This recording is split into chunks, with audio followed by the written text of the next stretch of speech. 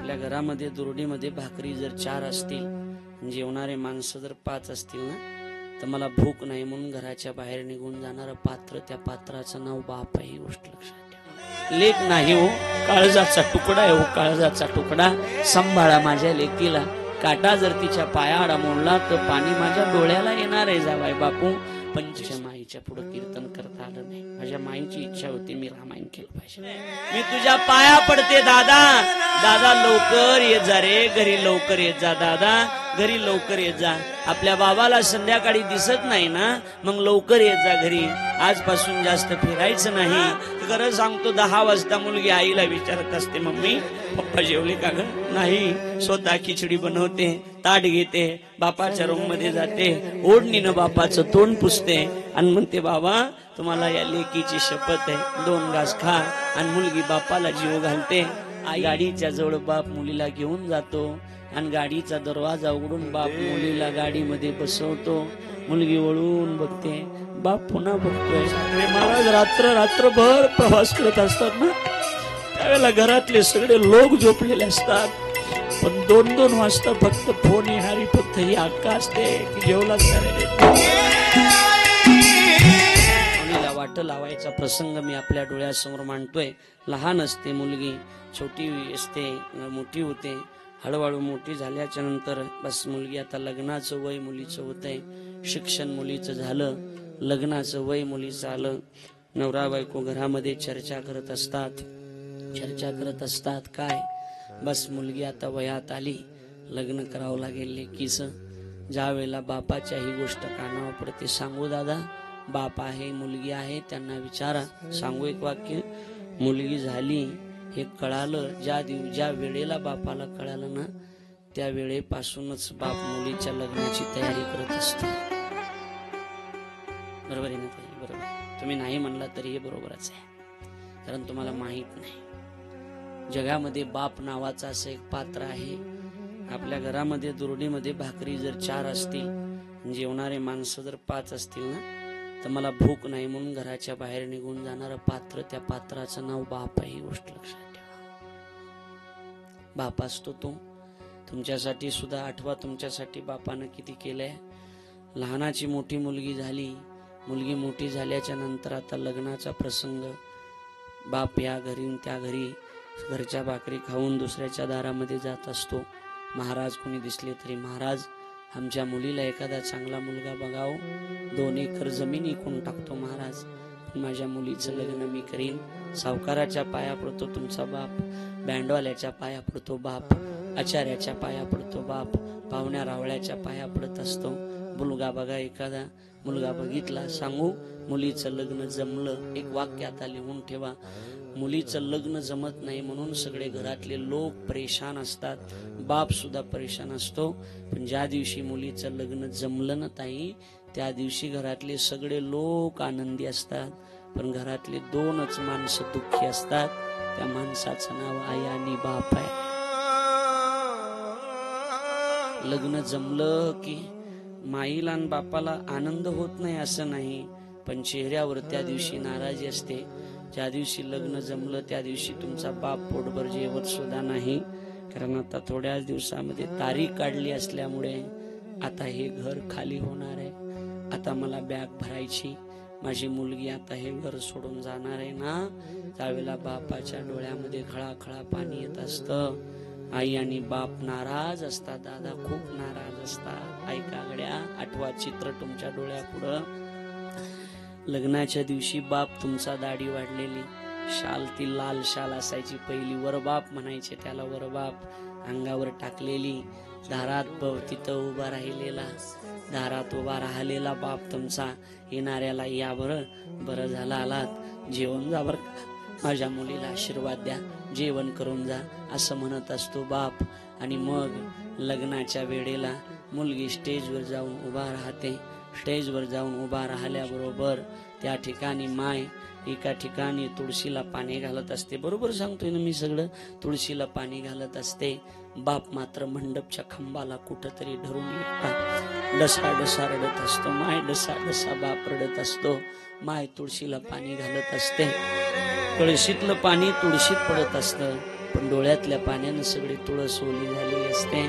इकडे बा सांतर पाठ धरला, अक्षदा फेकायला सुरुवात झाली. बापानं उपरनं डोळ्याला लावून डोळे पुसले. किलो आणि तोंडानं बाप लेकीकडे बघत होता. लहानपण आठवत होता, लेकीचं सगळं अंगा खांद्यावर खेळलेले सगळं आठवत होता. आठवा तुम्ही सुद्धा. आणि मग त्या ठिकाणी लग्न लागलं जात आहे. लग्न लागल्याच्या नंतर सगळे लोक म्हणत असतात पंक्तीत भावकीतले, तुमच्या पोटभर जेवा, पोटभर जेवा, घ्या अजून बुंदी घ्या, घ्या पुरी. पण एकच पात्र असा असते, तो बाप त्या ठिकाणी पंक्तीत फिरून म्हणत असतो, पोटभर जेवा बरं, पण लेकरं बघून वाढा, लेकरं बघून वाढा. एक वाक्य सांगायचं मला. लग्न प्रसंग चालू आहे, लग्न चालू आहेत भरपूर, सध्या लग्नाचा सीझन चालू आहे. एक वाक्य सांगू द्या मला, लिहून ठेवा. कुणाच्याही लग्नाला जा, नवरीला नावं ठेवा, एखाद्या वेळेला नवरदेवाला नावं ठेवा, मंडपला नावं ठेवा, पण लग्नामध्ये त्या जेवणाला कधी नावं ठेवायचे नाहीत. कारण ते कसं जरी असलं तरी त्या जेवणासाठी त्या पोरीच्या बापानं कुणाच्या तरी घरी साल धरलेलं असतं, ही गोष्ट लक्षात ठेवा. अन्नाला नाव कधी ठेवायचं नाही, मुलींनी लिहून ठेवा. ताई सांगू द्या मला, पुढे जेवण होत आहे, इकडं बस फोटो चालू असतात, इकडं साडं भरायच्या वेळेला बोलवलं जातंय, चला नवरीचे मामा मामी, नवरीचे मायबाप आणि बाप 4 दिवसापासून झोपलेला नाही, दाढी वाढलेली, सुकलेला चेहरा, बाप तिथं येतोय. काय देवा, देवबाप्पा काय, मुलीचं कन्यादान करायचे. कन्यादान म्हटलं की बापानं मान फिरवली आणि मान फिरवून ढसाढसा रडला. बाप तुमचा माहित नाही तुम्हाला, तुम्ही बस तुमच्याच राड्यामध्ये होतात आणि थरथर हात कापत होता. असा हात ब्राह्मणानं मुलीचा हात हातात दिला आणि सांगितलं, म्हणा आजवर होती आमची, आता झाली तुमची. थरथर त्या हातानं डोळ्यात पाणी येऊन बापानं तुमचा हात त्या 25 वर्षाच्या पोराच्या हातात दिला. सांगितलं, जावाई बापू आजवर होती आमची, आता झाली तुमची. सांभाळा लेकीला, लेक नाही हो माझं सोनं, लेक नाही हो काळजाचा तुकडा आहे, हो काळजाचा तुकडा. सांभाळा माझ्या लेकीला, काटा जर तिच्या पायाआडा मोडला तर पाणी माझ्या डोळ्याला येणार आहे. जावाई बापू 25 वर्षाच्या लेकराच्या 50 वर्षाचा बाप डोकं टेकून पाया पडला. जावाई बापू मी तुमच्या पाया पडतो, माझ्या मुलीला सांभाळा, हो माझ्या मुलीला सांभाळा. बाप पाया पडला. आता त्या ठिकाणी मुलीला वाट लावण्याचा प्रसंग डोळ्यासमोर येतोय आणि ते त्या ठिकाणी गाणं वाजलं जातंय. गल्लीतले जुन्या काळामध्ये ते पिपाणीवाले होते आणि त्या गाण्याचा आवाज आता कानावर पडला. गल्लीतले सगळे लोक आता त्या ठिकाणी गोळा होतात. कोणतं होतं ते गाणं माहितीये तुम्हाला? आठवा तुमचा प्रसंग, तुम्ही त्यावेळेला नांदायला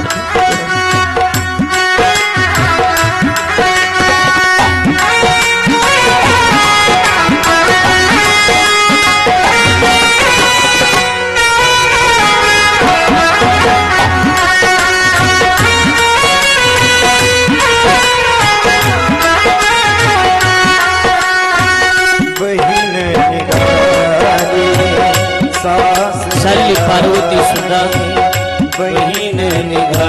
आता तुमचा प्रसंग हाच टाईम असेल, वाट लावायचा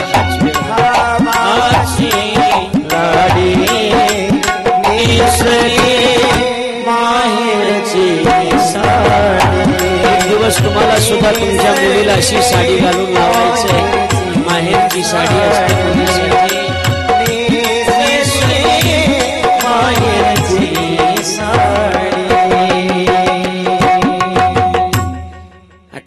आठवलं तुमचा प्रसंग? बहीण निघाली आठवा सासरला, भाशी लाडली नेसली माहेरची साडी.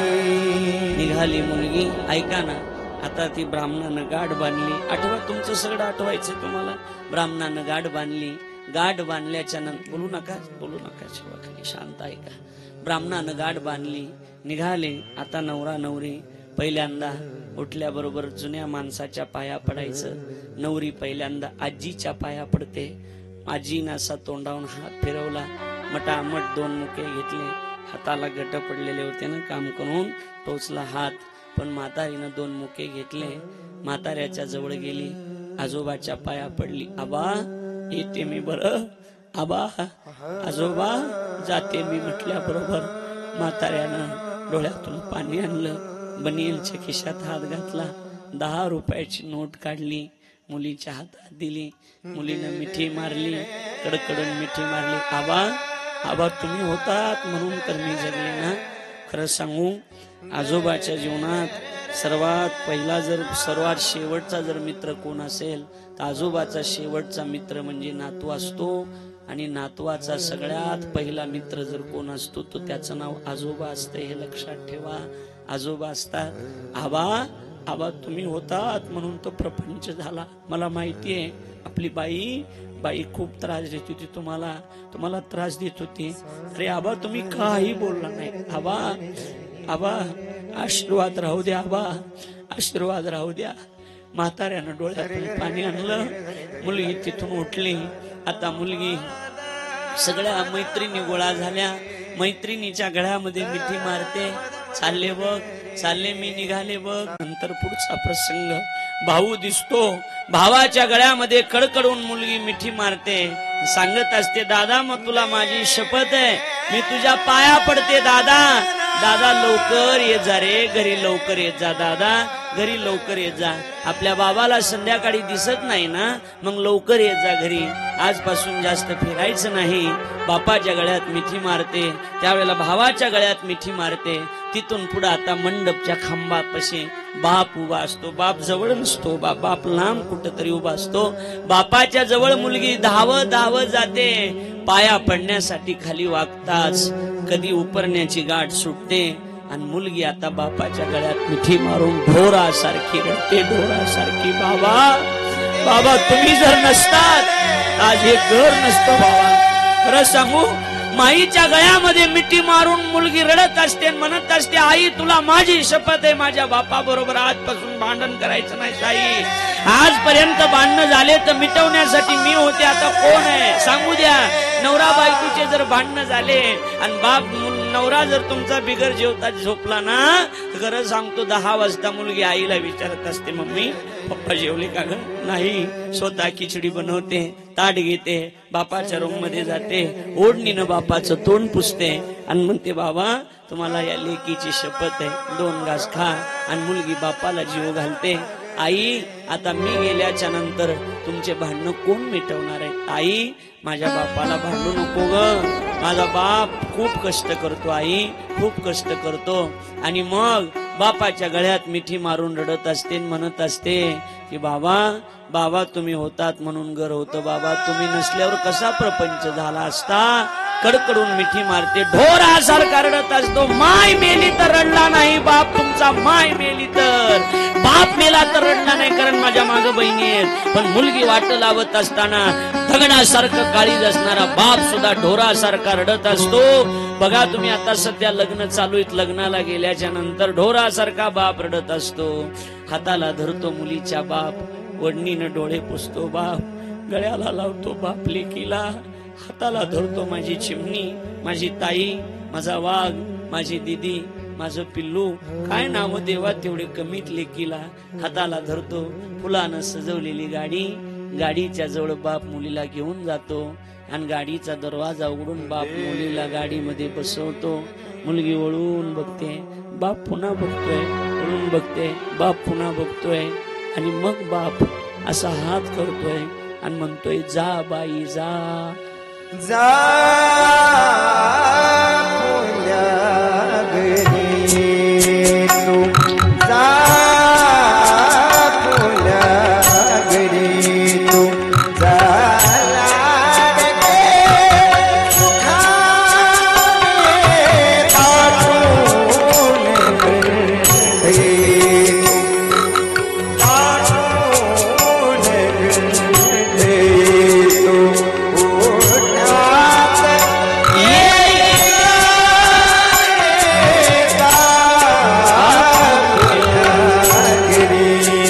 पर्वतराज आणि मैना माता पार्वतीला वाट लावताना ढसा ढसा रडताय. तुळशीदासजी रामायणामध्ये त्याचा बाप रडत असतो. बाप असल्याच्या नंतर मजा काही वेगळीच असते.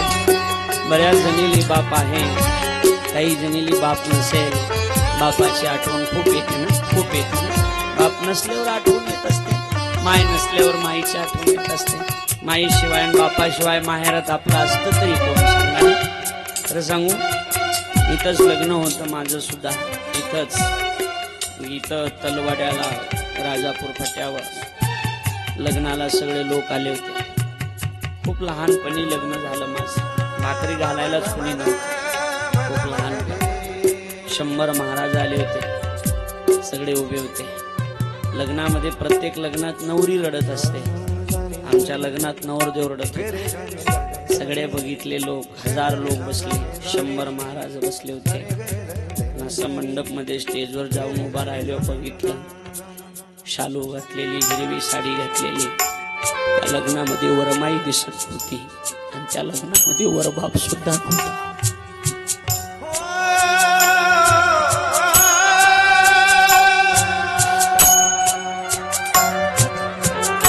फार कठीण असतो तो प्रसंग. ज्याला माय नाही त्याला विचारा माईची किंमत, ज्याला बाप नाही त्याला विचारा बापाची किंमत.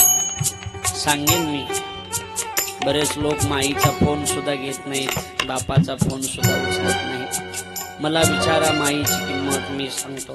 बापाची किंमत मी सांगतो. बस. मुलीचं सुद्धा बापावर तसंच, बापाचं सुद्धा मुलीवर तसंच प्रेम असतं. आशीर्वाद देतो आणि काय म्हणतोय बाप.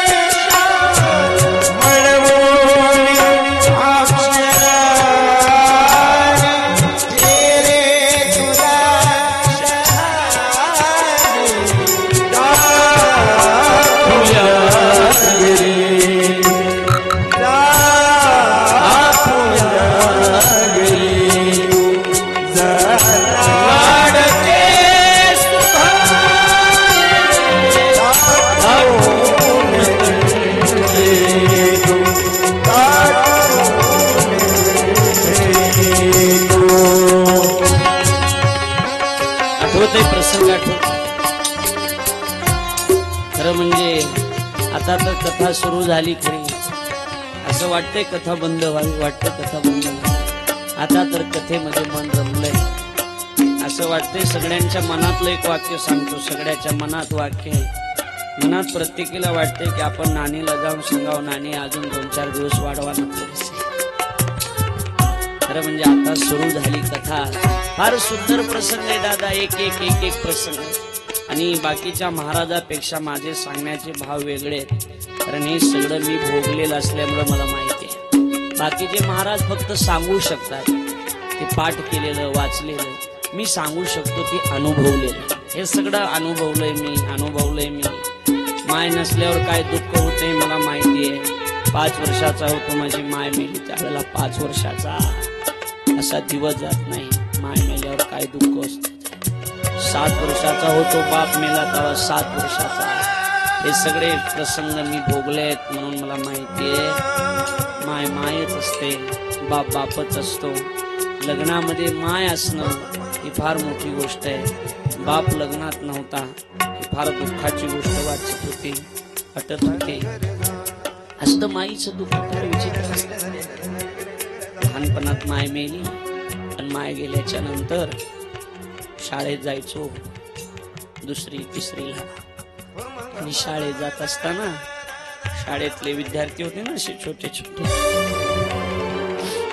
म्हणायचे, लेकर बोलायचे, आज माझ्या आईनं मला दिरडे दिले, माझ्या आईनं मला भुजी दिले, माझ्या आईजवळ मी रात्री झोपलो होतो, माझ्या आईजवळ मी बसलो होतो, माझ्या आईनं असं केलं, माझ्या आईनं तसं केलं, असं सांगत होते. त्यावेळेला ताई मी पडत एके दिवशी माझ्या आजीकडे गेलो. म्हटलं बाई, आम्ही बाई म्हणतो, बाई माझी माय कुठे? माझी आजी ढोरासारखी रडली. सांगू, माझी आजी अजून नवं लुगडं घालत नाही. माझा लेक मेला, माझी सून मिली ना, मी नवीन कपडे घालून फिरू शकत नाही, ही संस्कृती होती आपली. पळत गेलो, आई म्हटलं, बाई कुठे का माझी आई? आई कुठे? सांग ना आई कुठे? मला सुद्धा आईजवळ झोपायचंय का? सांग ना आई. आजी म्हटलं, सांग ना कुठे माझी आई? कोठे गेली माझी आई? मी रडतो धाई धाई ग, येईना ग आई मला करमत नाही आई, येईना ग आई मला करमत नाही आई, येईना ग आई मला करमत नाही, येईना ग आई मला करमत नाही. म्हटलं, सांग ना माझी आई कुठे? सांग. मला झोप येत नाही ग. मला सगळं विचारतात, तुझ्या आईनं काय दिलंय खायला? मला आईच नाही ना, काय सांगू मी? सांग. येईना ग आई मला झोप येत नाही आई, येईना ग आई मला करमत नाही आई, येईना ग आई मला झोप येत नाही, येईना ग आई मला करमत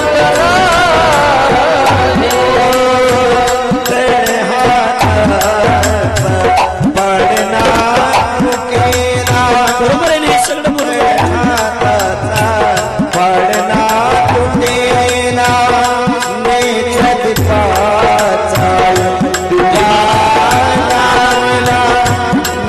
रात्र जागी असतात. अशा माई बघितल्यात मी, 2:30 वाजेपर्यंत डोळे उघडे ठेवून लेकरांसाठी जागे असतात ना. वाईट हे आहे की तेच लेकरं पुन्हा आपल्याला घराच्या बाहेर काढतात. हो, तर हाताचा पाळणा करून हातातच घेतला असतं लेकराला, डोळे उघडे ठेवून तर हाताचा पाळणा केला आणि नेत्र दीपाचा दिवा लाविला. आई आई असते, काय असते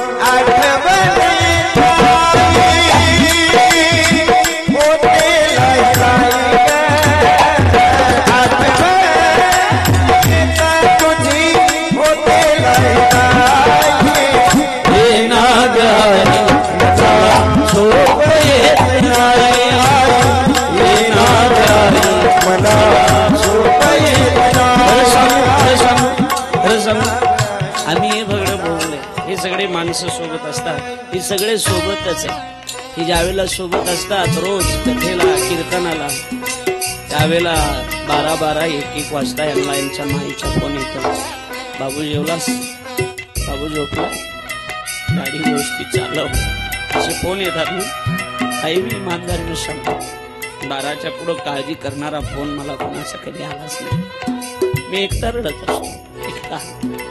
इथं आमची आई अक्का बसल्यात, महाराजांची आई आहेत, साखरे महाराजांची आई आहेत आमच्या अक्का.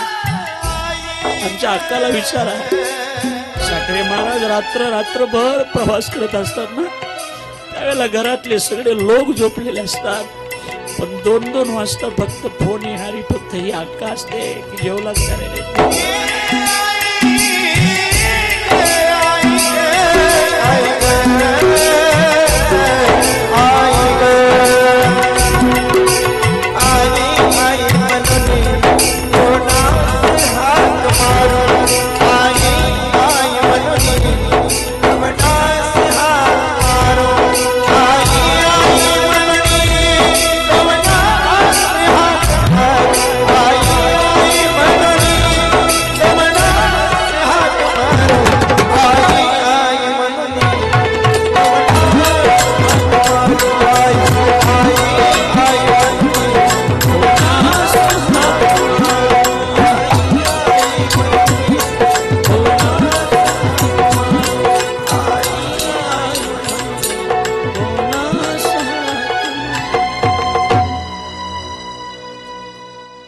आई आई असते. यस सर, बस बस. आमचे चाटे सर या ठिकाणी आवर्जून उपस्थित आहे, ज्यांनी 2 वर्ष या ठिकाणी शिवपुराणाची कथा आपली गजानन महाराजांच्या तिथं ठेवली. आणि म्हणून तर गेवराईची माझी ओळख झाली. म्हणून सर या ठिकाणी उपस्थित आहेत, त्यांना मी धन्यवाद देतो. ही नाग आई मला झोप येत नाही, ही नाग आई मला झोप येत नाही. आली ना आईची आठवण? आईची आठवण आली ना सगळ्यांना? आईची आठवण येत असते. मला सुद्धा माझ्या माईची आठवण आली. माया असतेच ती. मैना माता आणि पर्वतराज तुळशीदासजी रामायणात त्याचा उल्लेख करतात की ढसाढसा रडतायत. येत असते आठवण. 50 रुपयाची चप्पल सुद्धा नव्हती घालायला मला. 50 रुपयाची चप्पल सुद्धा नव्हती. पाहुणे रावळे तर सर फार विचित्र होते. पाहुणे रावळे सांगू एक वाक्य, हे पाहुणे रावळे म्हणजे काय खरं सांगतो तुम्हाला, ही आपली परिस्थिती चांगली असेल तरच आपल्या जवळ उभा राहतात, नाही तर नाही. 5-6 मावशा होत्या. हाईट मला अजून सुद्धा किती आहेत माहित नाही, मी घरी गेलोच नाही. 6 मावशा आहेत म्हणे. बस चांगल्या होत्या, चांगल्या घरच्या आहेत. मी लहान असताना असं मी दिसलो तरी त्या रस्ता बदलून जायच्या. कारण याला 10 रुपये द्यावं लागतील ना, हातात पैसे द्यावं लागतील ना. रस्ता बदलून जात होत्या. खरं सांगतो, माझा तुम्हाला वाईट वाटेल सर, त्या रस्ता बदलून जात होत्या. मी त्याच रस्त्यानं जातो पण काच सुद्धा खाली करत नाही. काच सुद्धा. एक सांगू, प्रत्येकाची वेळ येत असते, प्रत्येकाची. आज आमची वाईट वेळ असेल, पण वाईट वेळ कधी ना कधी निघून जात असते. पण वाईट वेळेला बदललेली माणसं आयुष्यभर लक्षात राहत असतात. म्हणून कुणाच्या वाईट वेळेमध्ये बदलू नका. आणि वाईट वेळ आली म्हणून त्याला तुम्ही त्रास देऊ नका. एकेकाळचे आपल्या जवळचेच मित्र असतात सर, पण आपली वेळ जेव्हा खराब येते ना, नावं ठेवणारे सुद्धा तेच असतात. वेळ बदलेल दादा, वेळ बदलेल, पण वेळेला बदललेली माणसं लक्षात राहत असतात. चप्पल नव्हती मला घालायला 50 रुपयाची सुद्धा. आज 50 लाखाची गाडी आहे. पण कधी कधी घराच्या बाहेर निघलो, वर राहतो, खाली निघालो, यांनी बघितलंय सगळं. सर घरामध्ये मोठा नाना फोटो लावला माईबापाचा, आणि मग माईबापाचा फोटो लावला. हे सगळे पुढे येऊन गाडीत बसले की मी मागून येतो. येत असताना पाया पडतो, फोटो का हात जोडतो. त्यावेळेला नक्की रोज डोळ्यात पाणी येतं. माय चप्पल नव्हती घालायला 50 रुपयाची, पण माय 50 लाखाची गाडी तुझ्या लेखाला आज बसायला, पण माय हे बघायला तू नाहीयेस. मला माझ्या माईच्या पुढं कथा करता आली नाही, माझ्या माईच्या पुढं कीर्तन करता आलं नाही. माझ्या माईची इच्छा होती मी रामायण केलं पाहिजे, म्हणून मी रामायण